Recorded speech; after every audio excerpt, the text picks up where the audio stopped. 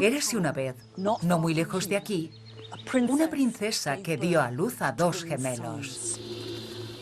Su malvado tío, el rey, temeroso de que algún día estos niños se convirtieran en sus rivales, ordenó a sus fieles sirvientes echarlos al río. Como estaba todo anegado, los abandonaron en una cesta en la ribera y la corriente los llevó río abajo, hasta ser rescatados por la loba que los alimentaría. Más tarde serían encontrados por un pastor que los criaría como si fueran hijos suyos.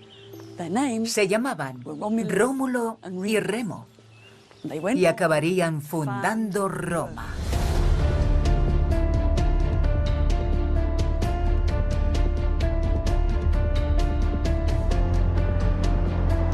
Esta pequeña ciudad del centro de Italia se convertiría en el núcleo de un imperio,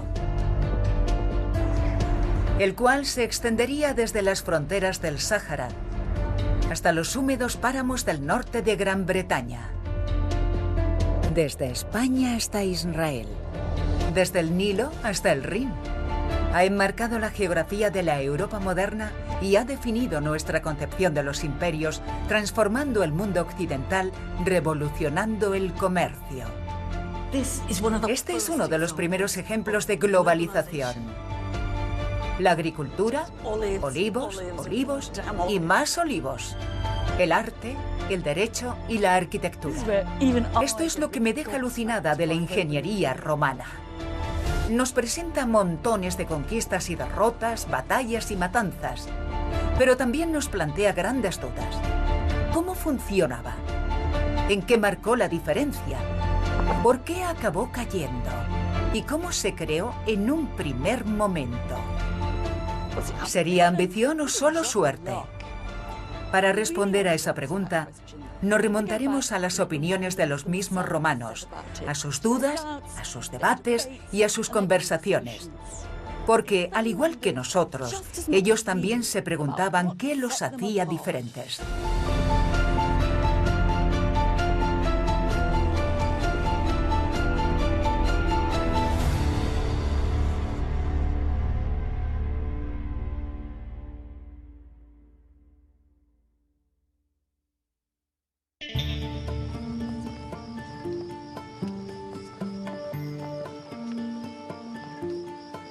En la Vía Apia, una de las principales calzadas que unía Roma con el sur de Italia, empezamos a hacernos una clara idea de cómo vivían los primeros romanos. Un largo periodo previo a las columnas de mármol y al Coliseo que se suele pasar por alto. Esta tumba fue construida 500 años después de fundarse la ciudad. Es bastante posterior a Rómulo. Pero lo que se halla aquí escrito nos revela por primera vez los sentimientos y pensamientos de los romanos. En cierto modo, todo cuanto sabemos de los romanos empieza aquí.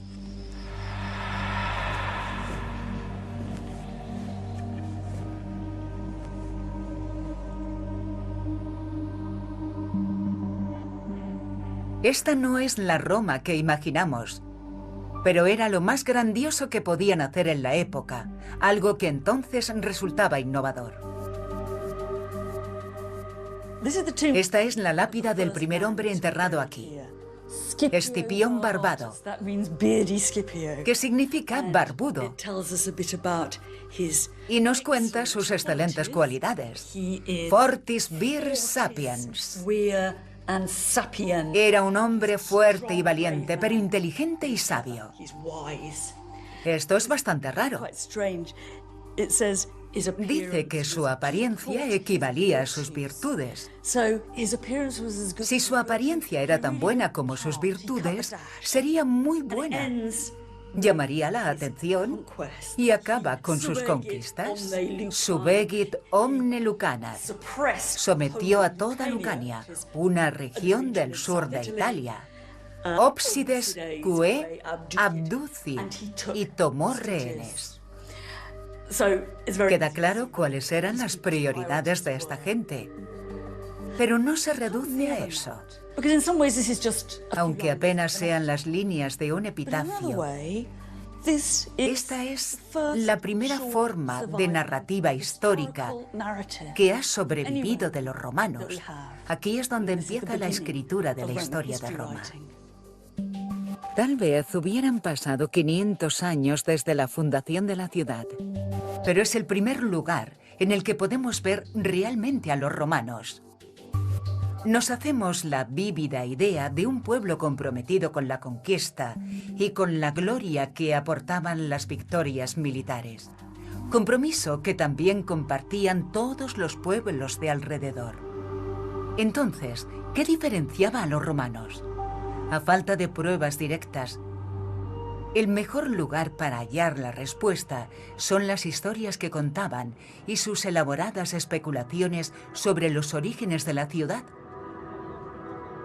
Y en particular, la mítica historia de Rómulo y Remo, los hermanos amamantados por una loba, que era narrada una y otra vez y que contendría un mensaje sobre las conquistas y guerras internas de Roma.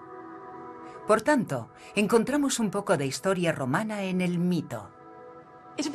Resultaría fácil desechar la historia de Rómulo y Remo por considerarla un cuento o un mito.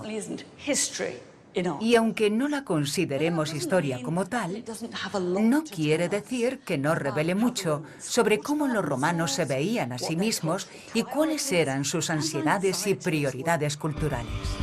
¿Por qué una loba?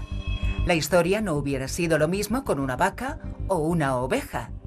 El hecho de que fueran rescatados por una feroz depredadora revelaba el destino de los gemelos. Algunos romanos cuestionaron ese detalle. Loba, en latín, lupa, también significa prostituta. ¿Sería realmente una prostituta quien los rescatara? Pero, en términos generales, ¿consideraban cierto el relato? De hecho, cuando más tarde inscribieron en el foro una lista con los nombres de todos los generales que habían protagonizado las más grandes y sangrientas batallas por Roma, con personalidades como Escipión, ¿con quién empezaron la lista? Con Rómulo.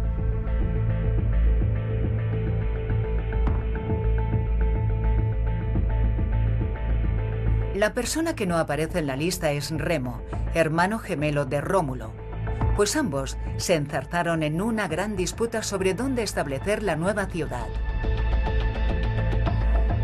Esta acabó con Rómulo asesinando a su hermano, un acto que reflejaría las sangrientas guerras civiles que más tarde echarían por tierra la política romana.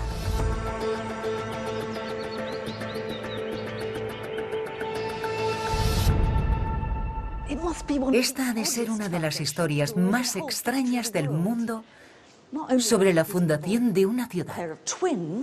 No solo habla de un par de gemelos y dos fundadores, sino que cuenta que uno de ellos mató al otro. Así el fratricidio se asentaba al inicio de la historia romana. El asesinato entre hermanos quedaba ligado a Roma.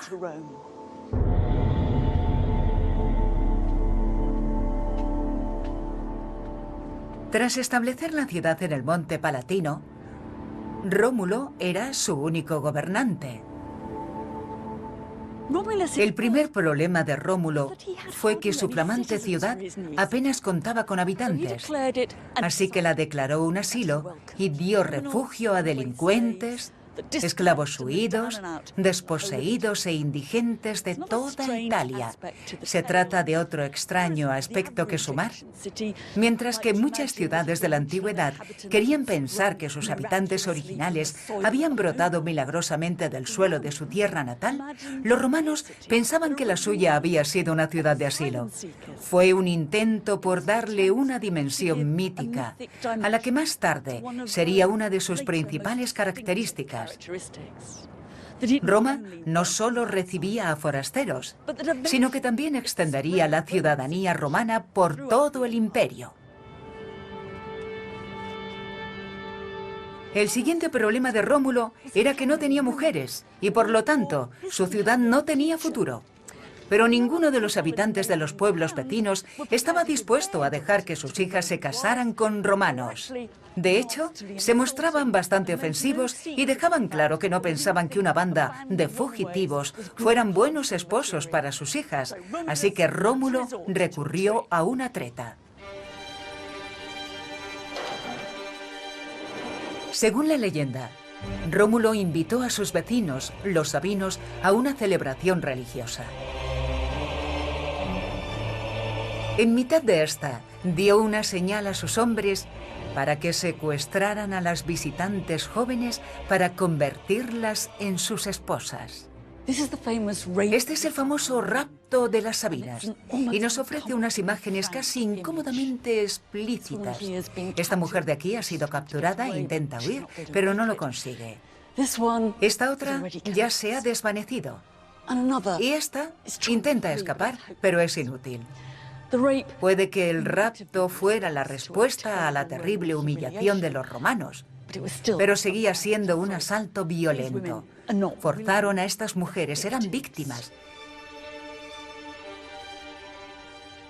Se trata de un momento que los romanos discutirían, debatirían y expondrían por siempre. Algunos enemigos de los romanos decían que reflejaba su comportamiento típico. Si querían algo, iban y lo cogían. Cuenta la historia que las familias de las Sabinas, como es lógico, contraatacaron, en la que se convertiría en la primera guerra y victoria de Roma, conmemorada en un extraño monumento en el corazón de la ciudad. Mucha gente pasa por aquí.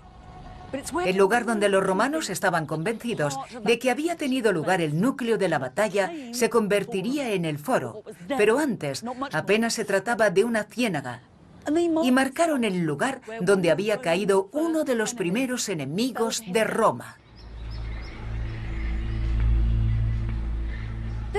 Este es solo uno de una serie de monumentos en los que posteriormente se grabarían los orígenes de Roma en la ciudad. Quien quisiera podía subir al monte Palatino para ver el que se suponía que era el refugio de Rómulo, una atracción turística aún en el siglo IV después de Cristo. Los mitos de Roma seguían a la vista de todos, y con ellos los problemas de ser romano: fratricidio, rapto, violencia y conflicto constante.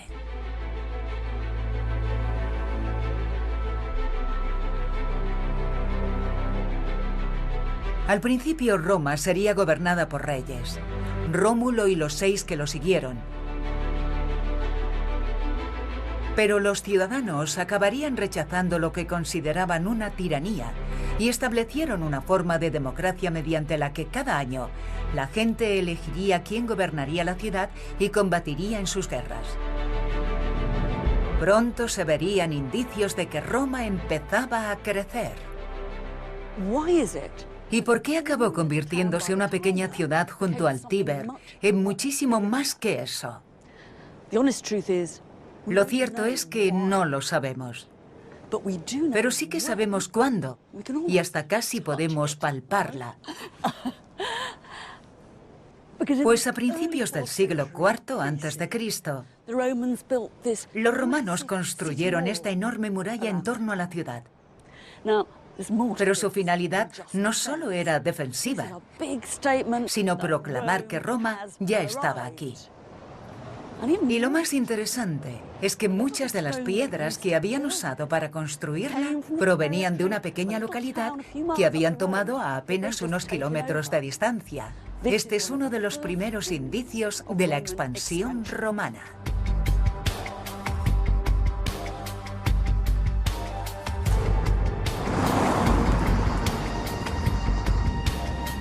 Pero el crecimiento de Roma no se limitó a sus murallas. Se expandió más allá de ellas, hacia el interior de la península italiana. Pero no imaginéis a los romanos rodeando un mapa, conspirando para dominar el mundo. Para empezar, no tenían mapas y en cualquier caso no eran mucho más militaristas que sus vecinos. Italia en sus orígenes era un lugar violento. Así que la pregunta no es por qué salían a combatir, sino por qué no dejaban de ganar. El patrón tradicional de las contiendas, por llamarlo de alguna forma, consistía en que cada año los hombres de un sitio asaltaban una ciudad vecina y si tenían suerte volvían con esclavos y ganado. No era un conflicto organizado, sino un ataque ensalzado. Lo que hicieron los romanos fue establecer relaciones permanentes con los pueblos derrotados. Claro que volvían con esclavos y ganado, pero exigían que en el futuro los pueblos derrotados proporcionaran tropas para el ejército romano.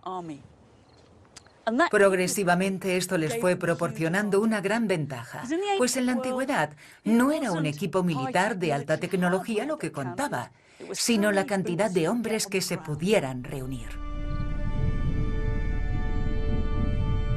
En solitario, la ciudad de Roma jamás habría podido dominar toda Italia. Fue crucial la relación que estableció con otros pueblos. Roma no solo conquistaba, sino que integraba a sus enemigos, y eso la diferenciaba. En el siglo III a.C., Roma ya contaba con más de 700.000 soldados. Y como se aseguraban esos números, lo podemos ver en las primeras monedas de oro de la ciudad. Jonathan Williams es el subdirector del Museo Británico. ¿Qué tenemos aquí?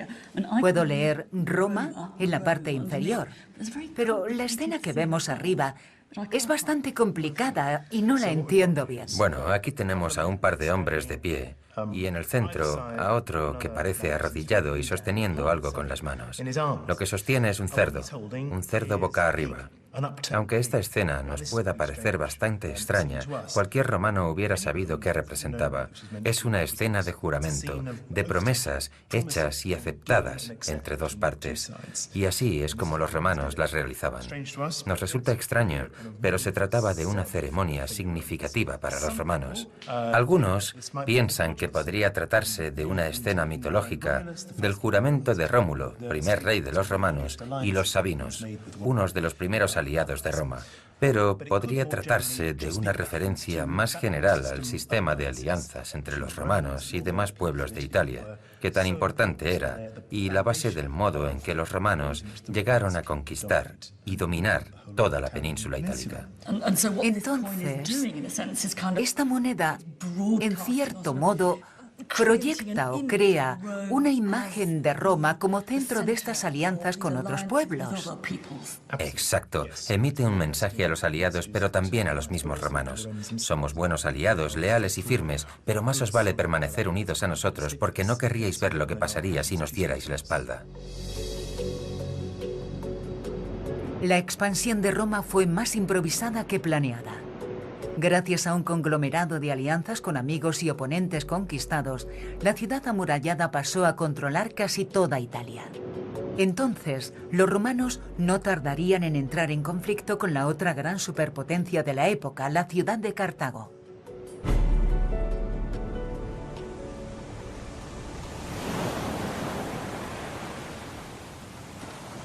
Y es que había otro imperio que rivalizaba con Roma.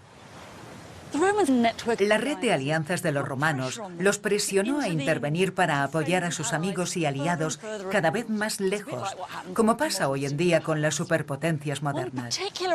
Una petición de ayuda en particular trajo grandes consecuencias. Durante una disputa entre dos ciudades sicilianas, distintos grupos recurrieron a Roma y a Cartago. Tras un intenso debate en Roma entre los que querían combatir y los que pensaban que era mejor mantenerse al margen, los romanos decidieron luchar. Y así se produjo el primer conflicto directo entre Roma y Cartago.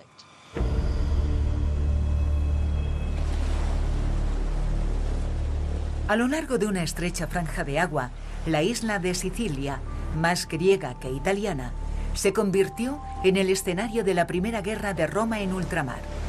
Una contienda naval contra el estado marítimo más poderoso del Mediterráneo occidental. Los romanos jamás habían tenido o necesitado naves de combate hasta entonces. Cuenta la historia que lo que hicieron fue capturar un barco cartaginés y copiarlo para crear los suyos. Ese fue un gran punto de inflexión, y en el 241 a.C., estas aguas acabaron abarrotadas de quinquerremes, las naves militares de la época, luchando en una reñida batalla final. Hey George, we actually found it. All right. It's another amphora. El arqueólogo subacuático Jeff Royal y su equipo se han encargado de descubrir y rescatar los restos del fondo del mar. Resulta muy difícil asimilar esto. No dejo de mirar y de pensar que cada roca que encontramos en el lecho del mar es una pieza del equipo militar de los romanos o cartagineses. Pero cuando te encuentras con restos de la batalla, como estas ánforas en el suelo, te impacta. La estás viendo justo donde cayó con tus propios ojos. Es extraordinario. ¿Qué es lo más memorable que habéis encontrado? Los espolones son siempre muy memorables porque es importantísimo encontrarlos. Encontrarlos. Y son uno de los objetivos del estudio, así que, claro, cuando los vemos siempre nos emocionamos. El espolón se colocaba en la proa con el fin de embestir a otras embarcaciones. Lo que nos demuestran las pruebas es que evidentemente se produjo mucha destrucción a nivel del mar, Sí. de la superficie del mar, Sí. y está todo desperdigado, los cascos, los espolones están dañados por delante, tenemos 11 espolones, 10 de ellos romanos. ¿Buscaban chocar entre ellos? Sí, Pretendían chocar unos contra otros. sí, Como coches de choque que no se evitaban. sí. Al estar en el mar y a la velocidad a la que iban, podías ver desde 1 hora y media, hora y 45 o 2 horas antes lo que iba a suceder. ¿Tenías tiempo para cambiar de opinión? Sí. Y si no cambiabas de opinión y perdías, toda la tripulación moriría. Sí. Gracias al trabajo de Jeff, puedo tocar con mis propias manos algunos de los restos de la batalla. Este extraordinario objeto es uno de los espolones de bronce que se añadían a la proa de los barcos por debajo de la línea de flotación. Es evidente que este perforó un barco enemigo porque parte de una tabla cartaginesa sigue pegada a él. La decoración es preciosa. Vemos un casco aquí, el logo de un casco con plumas, y bajando por aquí encontramos una maravillosa huella del funcionariado romano. Dice Lucius Quinctius, es decir, que el agente de control de calidad aprobó este espolón. Prueba de la maravillosa eficiencia administrativa romana. De hecho, contrasta mucho con el espolón cartaginés, cuya inscripción dice algo así como «Que Dios golpee vuestros barcos y haga agujeros en ellos».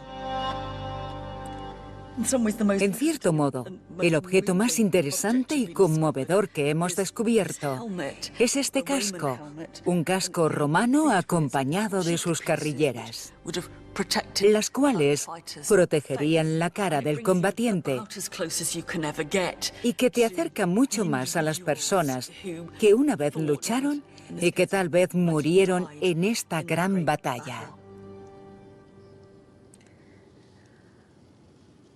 Sospecho que podría ser la primera persona en ponerse este casco desde el 241 a.C.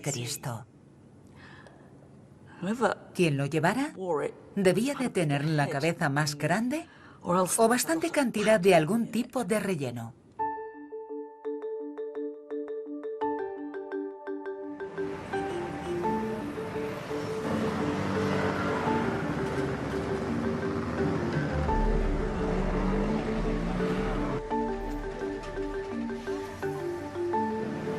Finalmente los cartagineses fueron expulsados de Sicilia y dicha isla se convirtió en el primer territorio en ultramar bajo dominio romano. En cierto modo, se podría decir que el Imperio Romano empezó aquí. Roma derrotó a Cartago 2 veces más. La primera fue la conocida ocasión en que Aníbal llevó a cabo la hazaña de cruzar los Alpes con sus elefantes para ser derrotado en todos los frentes. Y unos años más tarde, en el 146 a.C., los romanos rematarían la faena, ya fuera porque les preocupaba una recuperación de los cartagineses o por exhibir su fuerza. Se embarcaron en una expedición hacia el norte de África con Escipión Emiliano al mando y arrasaron por completo la ciudad. Como había repetido insistentemente un senador, Cartago, de lenda este, Cartago debe ser destruida. No sabemos qué llevó a Roma a destruir la ciudad de Cartago, pues se habían hecho con casi todo el imperio cartaginés cuando derrotaron a Aníbal, así que tal vez fuera una devastadora muestra de autoconfianza del imperio. Pero el año 146 también sería recordado por la destrucción de otra ciudad. Fue el año en que Roma saqueó Corinto, la ciudad más rica de Grecia.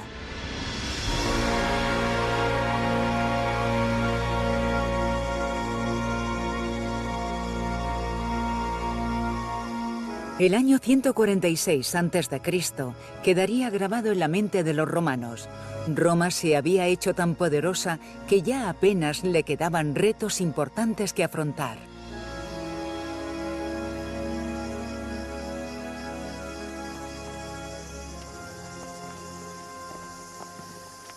La destrucción de 2 de las más famosas ciudades del Mediterráneo cambió las reglas del juego para siempre.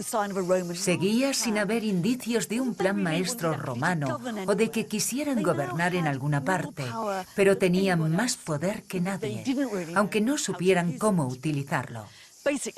Básicamente la prioridad de los romanos era salirse con la suya, pero el año 146 a.C. fue un año ambivalente. Algunos lo celebraron, pero otros ya lo vieron como el principio del final. Y es que existe una lógica en la historia de los imperios. Cuando se llega a la cima, ya solo se puede caer.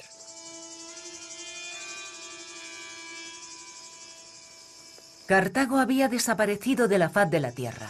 Pero Grecia era muy distinta y le aportó a Roma algo más preciado que el beneficio económico: su cultura.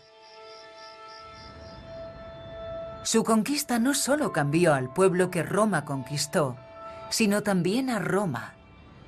Y gracias a Grecia, Roma empezó a llenarse de columnas de mármol, de elegantes estatuas y de obras de arte. Este fue el principio de la Roma que conocemos, y también el de un próspero mercado artístico. Esta fue una vez una gran obra de arte. Es una estatua de Hércules. Era parte de la carga de un buque naufragado que se ha recuperado del lecho del mar. Pero no iba solo.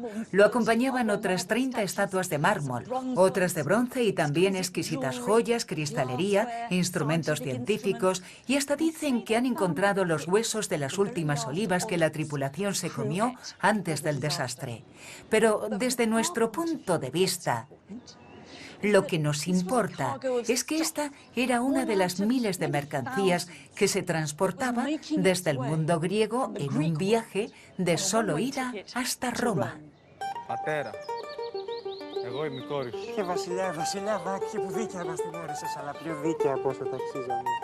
La Grecia que conquistó Roma contaba con una larga historia del arte, teatro y literatura. Y muchos romanos opinaban que las tradiciones culturales de Grecia superaban a las suyas. Pero Roma no solo compró, saqueó y emuló la cultura griega, sino que los romanos se incluyeron en las leyendas griegas remontándose a sus propios orígenes, a la mítica guerra entre griegos y troyanos y a la obra literaria más famosa de la literatura griega de todos los tiempos, la Ilíada. Un personaje crucial para los romanos fue Eneas, quien desempeñaba un papel bastante discreto durante la guerra de Troya en la Ilíada de Homero. Los romanos desarrollaron la historia de Eneas, quien huiría de Troya para llegar a Italia y fundar la raza romana, como una especie de antepasado de Rómulo y Remo. Era como si dijeran que también pertenecían al mundo griego, no solo al romano.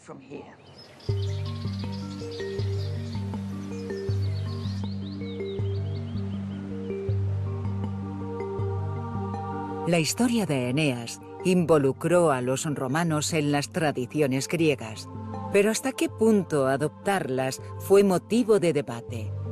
Pues algunos conservadores argumentaban que la cultura griega estaba destrozando los valores romanos. No solo se conquistaba con espadas, se conquistaba con libros, con palabras y con cultura. Un poeta romano afirmaría más tarde que en realidad Roma no había conquistado Grecia, sino que Grecia había conquistado Roma. Lo que quiso decir es que los griegos habían sido los auténticos vencedores, pues Roma estaba en deuda con ellos por haber saldado su gran deuda cultural previa a la conquista de Corinto. Pero al mismo tiempo, el interés de Roma en la cultura griega y su estudio, conservación y reproducción de la misma es lo que la mantuvo viva para nosotros. En cierto modo, me gusta pensar que Roma nos ha presentado a Grecia. Los romanos se habían hecho con el control de todo el Mediterráneo. Eran los únicos que lo habían conseguido. Pero no solo por anexionar territorios, sino por su capacidad de salirse con la suya.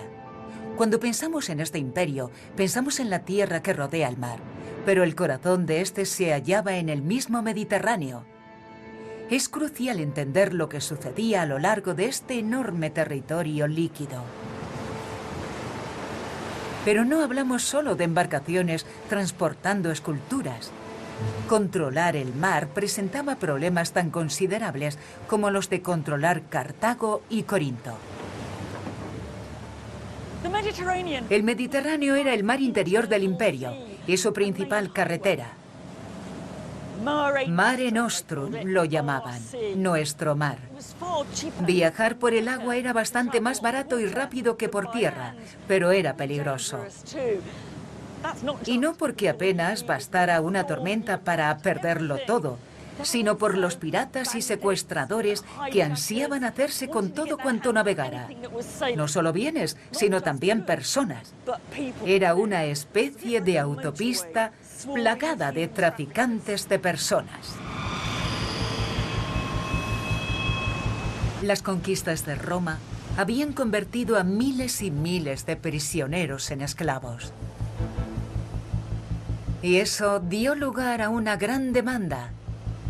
Eran muchos los beneficios que aportaba la trata de esclavos. Delos era una gran comunidad mercantil y la gente ganaba mucho dinero aquí. Un escritor romano consideró que se trataba del mayor mercado del planeta. Se comercializaban todo tipo de bienes, perfumes, especias, esculturas, muebles, pero Delos era famosa por ser la capital mundial de la trata de esclavos. Y uno de sus principales proveedores eran los bandidos y secuestradores a los que los romanos llamaban piratas. Para los romanos, pirata era todo aquel que no querían ver en un barco, desde pequeños oportunistas hasta grandes delincuentes, más parecidos a una mafia. Su relación no era fácil, y los hombres de estos barcos eran difíciles de controlar. Un día abastecían tu mercado y al siguiente te atacaban.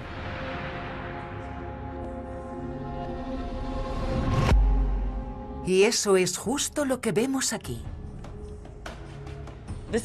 Aquí tenemos un maravilloso par de caras claramente romanas, arrugadas y con las mejillas hundidas, ambas con un aspecto siniestro.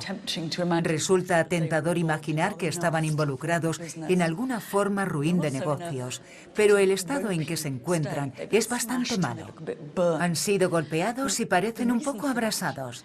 Y la razón la hallamos en un momento clave de la historia de este lugar. En el 69 a.C., los piratas vinieron aquí, prendieron fuego al lugar, se produjo un gran incendio y Delos fue destruida.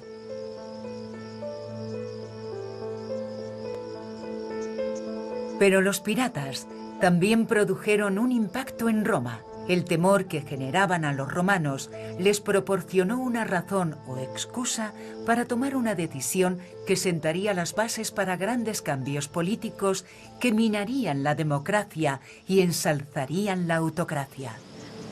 Los piratas eran una molestia y a veces un peligro, pero la amenaza siempre podía ser manipulada para justificar las acciones militares. La guerra contra los piratas fue una especie de guerra contra el terror.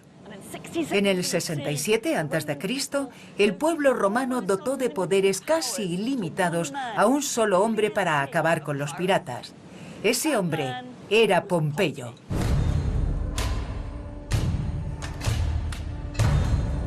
Pompeyo el Grande, como era conocido, se deshizo de los piratas en apenas 3 meses. Después, concentró sus fuerzas contra algunos poderosos reyes del este para regresar a Roma por todo lo alto, con un espectacular desfile de 2 días y un multitudinario carnaval.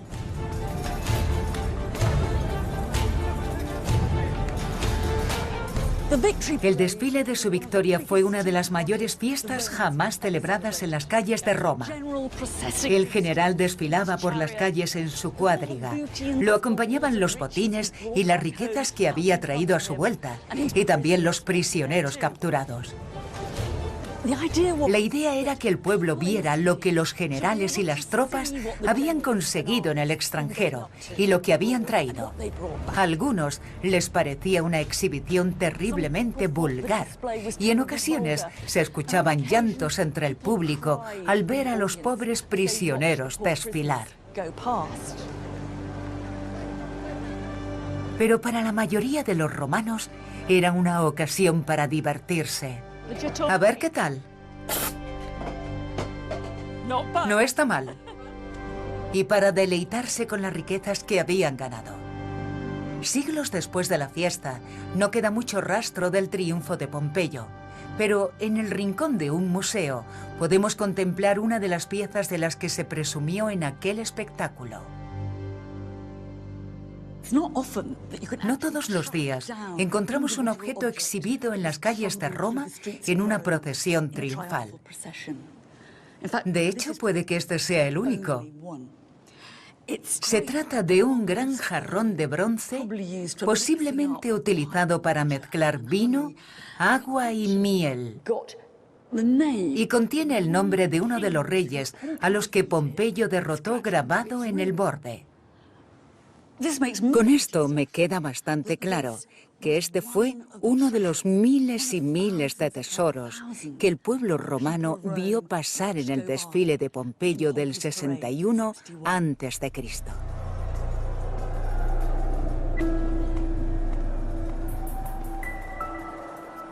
El imperio había sido tradicionalmente fundado, formado y gobernado por demócratas que durante un año compartían el poder.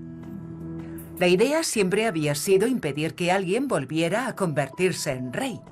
Pero con Pompeyo empezó a disminuir el rechazo de los romanos al poder individual. Para defender o extender el imperio, tal vez fuera necesario poner el control en manos de un solo hombre. Sin embargo, para haber revolucionado Roma, dejó muy pocas huellas visibles. Esta es una maravillosa muestra de arqueología en las calles romanas.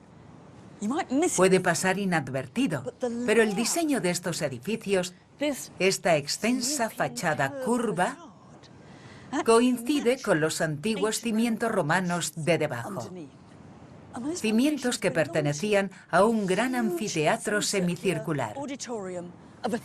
Esto es lo que queda de un teatro que Pompeyo construyó con los beneficios de sus campañas orientales. Y esta es la primera vez que un edificio romano empezaba a parecerse a la Roma que imaginamos.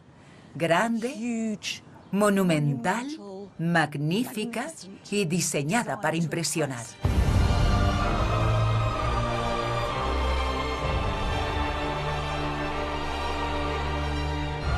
Pompeyo estableció cómo debía ser la apariencia de un edificio imperial y posteriores emprendedores seguirían su patrón. Pero su nombre nunca sería muy conocido. Siempre sería eclipsado en la búsqueda de la gloria y en la competición por el poder personal. El hombre que sería recordado durante toda la eternidad sería su gran rival, Julio César. Blimey. Off we go. Never done this before. Al contrario que Pompeyo, César se encaminó al oeste.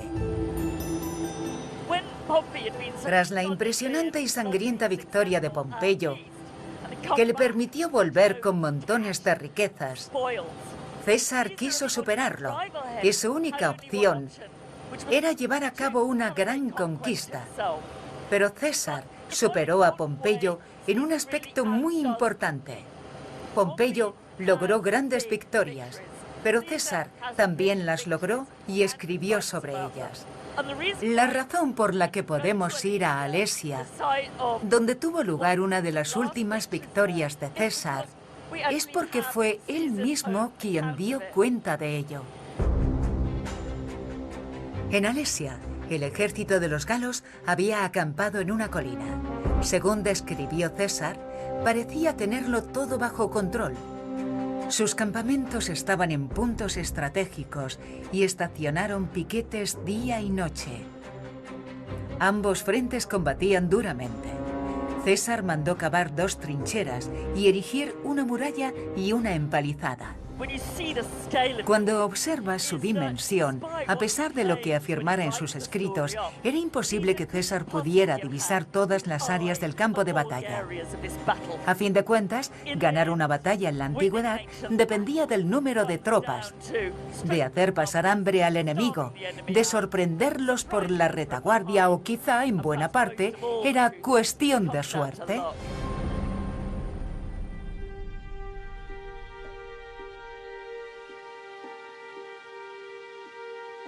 Tuviera suerte o no, seguro que César estaría encantado de saber que seguimos leyendo su versión de estas campañas. Ganara como ganara, la realidad es que su historia ha perdurado durante siglos. Y en cuestión de propaganda imperial, demuestra que una pluma podía ser más poderosa o al menos más duradera que una espada. El líder de los galos en su última y nefasta resistencia era Vercingetorix. Desde entonces se convirtió en un héroe de la Francia moderna, un luchador por la libertad que plantó cara por su nación. Lo irónico es que todo cuanto conocemos de Vercingetorix se remonta a lo que César escribió sobre él. En cierto modo, nuestro Vercingetorix es una creación romana. Fuera como fuera realmente, César tenía que demostrar que había derrotado a un peligroso, valiente y sobre todo digno oponente. Los romanos jamás hubieran considerado meritorio derrotar a un cobarde. César también alardeó sobre el número de galos a los que su ejército asesinó durante su campaña. Actualmente se estima que en torno a 1 millón. Sus cifras podían haber sido infladas para impresionar a su vuelta, pero poca duda cabe de que César materializó su deseo de superar las glorias de Pompeyo mediante todo un genocidio. Las excavaciones del campo de batalla han desenterrado algunas de las armas con las que César alcanzó la victoria, como la versión ancestral de las minas terrestres. No eran piezas de alta tecnología precisamente, pero sí muy desagradables. Mirad esta en particular. Imaginaos pisarla con una sandalia de cuero.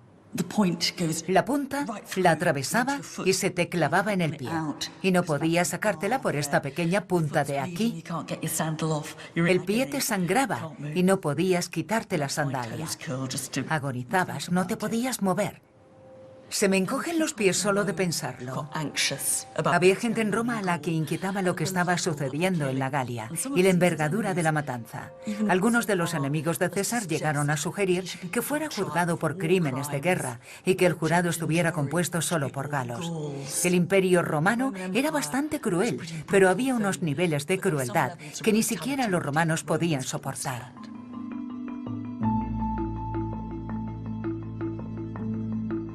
Julio César jamás hubiera vencido sin el leal apoyo de sus tropas. Ya no eran los ladrones de ganado del principio, sino soldados profesionales tan vinculados a su general como este a ellos, incluso más que al Estado.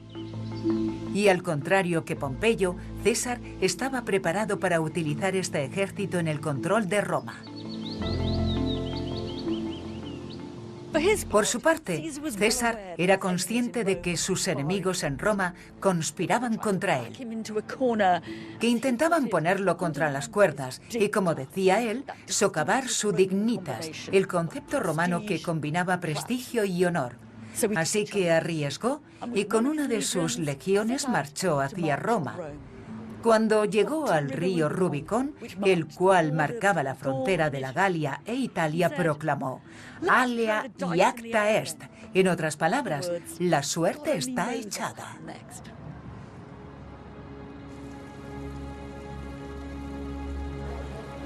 Algunos romanos lo consideraron el legado de Rómulo y Remo, los gemelos cuyas disputas acabaron con la muerte de uno de ellos. Ahora, un romano se enfrentaría a otro por el poder. El retorno de César desató una caótica guerra civil que no solo sumiría a la península itálica, sino a todo el imperio. Pompeyo fue asesinado en la costa de Egipto y su cabeza decapitada fue presentada ante César, quien, según cuentan, rompió a llorar al verla. César ganó la batalla y se convirtió oficialmente en el único gobernante de Roma, pero no por mucho tiempo.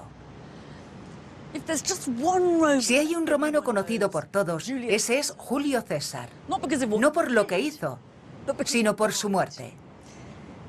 Su asesinato se convirtió en esa escena épica que todos conocemos o pensamos que conocemos por películas, pinturas y obras de teatro, que van acompañadas de sus famosas últimas palabras, «Et tu, Brute?», las cuales nunca pronunció. De lo que sí que tenemos certeza es de que un grupo de amigos le tendió una emboscada en una reunión en el Senado, irónicamente construido por su gran rival, Pompeyo. Todo sucedió justo donde está ese árbol ahora. Una vez más, la historia recordaba a la de la fundación de Roma. Ahora era César quien había sido asesinado como Remo.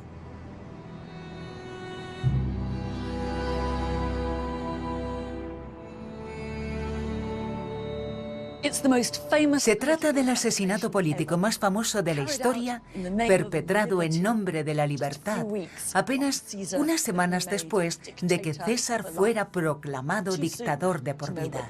Demasiado pronto para saber si hubiera triunfado o fracasado. Pero el hecho de que los asesinos se deshicieran del hombre que consideraban un tirano no los despojó de la tiranía. Era demasiado tarde. A esas alturas era inevitable que el imperio fuera gobernado por un solo hombre. La cuestión era ¿quién sería ese hombre? El primer autócrata de larga duración y a quien llamaríamos primer emperador romano sería Cayo Julio César Octaviano, o como sería llamado más tarde, Augusto. Este título no tenía ningún significado concreto, pero podía asignársele el de venerable. Él plantó cara a los pros y los contras de ser el único gobernante. A principios del siglo III a.C., Escipión Barbado había resumido su carrera en apenas unas líneas. 300 años más tarde, el emperador César Augusto escribiría el epitafio para su propia tumba en cientos de líneas.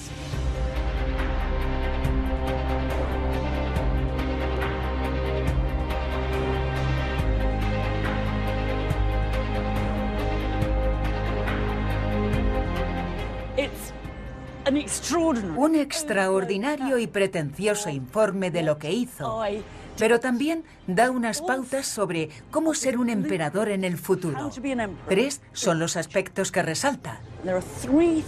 En primer lugar, Hay que ser enormemente generoso con el pueblo romano. Hay que ofrecerles ayuda, entretenimiento y servicios.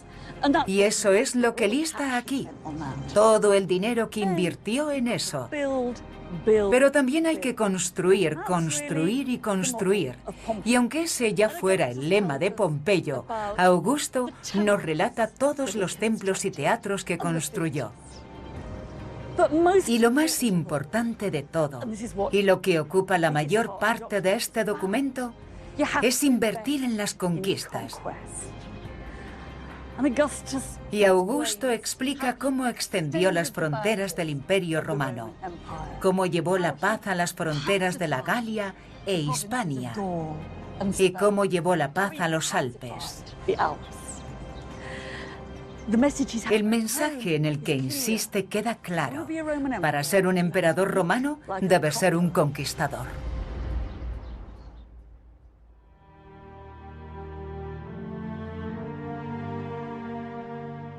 Por mucho que los romanos quisieran evitar a gobernantes como Pompeyo o Julio César, los problemas de gobernar y vigilar un imperio cada vez más grande demostró que las decisiones tomadas por un comité no funcionaban. No era el emperador el que había creado el imperio romano, sino que el imperio había creado a los emperadores. El epitafio de Augusto era un kit práctico de herramientas para ser emperador. Pero la ideología oculta detrás de todo esto se ve mejor representada en otro monumento que erigió para celebrar la Pax. La paz. Este es el altar de la paz. Y celebra la seguridad y la prosperidad que el Imperio Romano es capaz de aportar. Pero no es paz tal y como la entendemos. No se trata de la ausencia de guerras, sino de la paz que resulta de las guerras. De la paz que se ha ganado con la victoria. En realidad, es un altar de pacificación. Pero es mucho más que eso. Construido en mármol por los mejores artistas de la ciudad, no podemos pasar por alto sus mensajes. Sus paredes están repletas de frisos, algunos de ellos representando a Augusto y a su familia con la dinastía imperial tallada en piedra.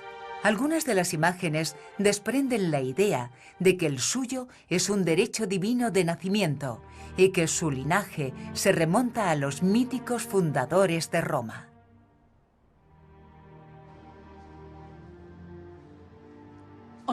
Junto a los escalones principales encontramos dos representaciones distintas del pasado de Roma. En un lado, la loba con Rómulo y Remo, y en el otro, Eneas, recién llegado a Italia desde Troya. Y esto tenía una particular resonancia para el emperador, pues Augusto afirmaba que era descendiente directo de Eneas. Pero existe una idea que resulta aún más obvia al combinar ambas escenas. Por un lado tenemos a Rómulo, quien recibió en su nueva ciudad a marginados y fugitivos, y por el otro a Eneas, que venía del extranjero. El mensaje sobre los orígenes de Roma queda claro. Roma siempre fue foránea. Esto tenía mucho sentido para los romanos. Las historias que contaban sobre sus orígenes reflejaban la creciente diversidad, expansión y amplitud de su mundo.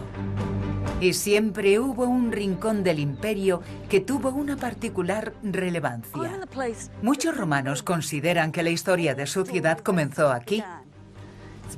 A más de 3.000 kilómetros de Roma se encuentra la ciudad de Troya, la ciudad de la guerra de Troya, la más famosa y decisiva de toda la historia y mitología del mundo clásico. Es la guerra de Helena, Aquiles, Héctor y el caballo de Troya.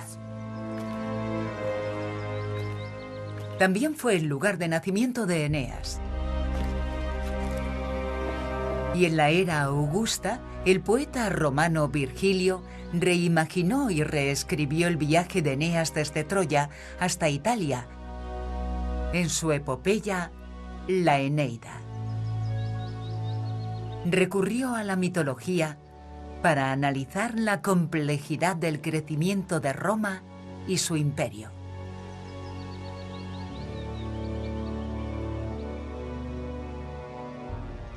En esta epopeya encontramos de todo: amor, honor, heroicidad e imperialismo.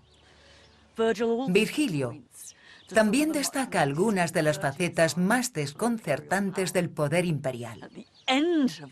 Al final de la historia, lo último que vemos hacer a nuestro héroe, Eneas, es asesinar cruel y gratuitamente a un soldado enemigo que acababa de rendirse ante él.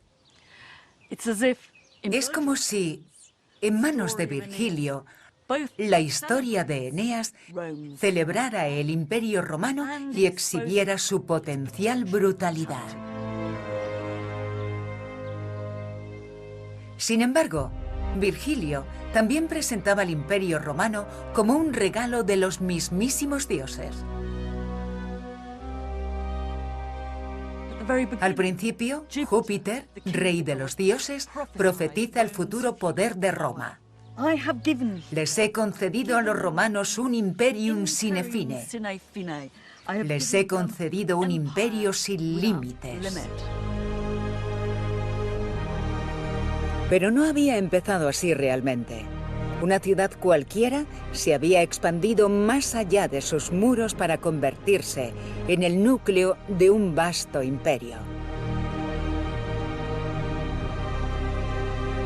Y había pasado de unos gemelos a los emperadores, de los ladrones de ganado a soldados organizados, de las primeras victorias de Escipión Barbado a la destrucción de Corinto en el este y a los sangrientos asesinatos en la Galia en el oeste.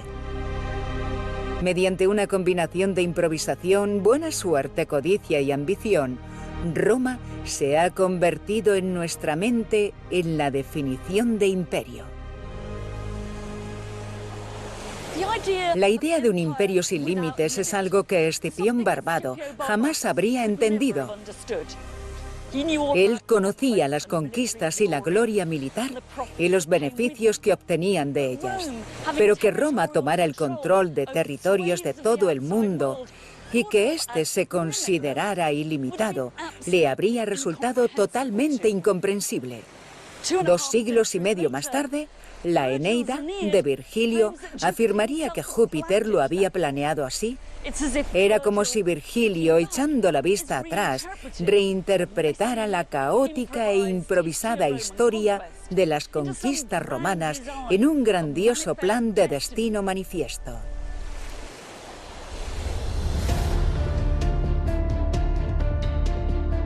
Ahora que Roma ha adquirido un imperio, ¿qué hará con él? Se trataba de un sistema que explotaba terriblemente los recursos, el paisaje y a las personas. ¿Qué lo alimentaría y qué lo conectaría? Solemos bromear diciendo que todos los caminos llevan a Roma, pero así era. ¿Quién perdería y quién ganaría? Una de las cosas más grandes que hizo fue levantar este gran anfiteatro.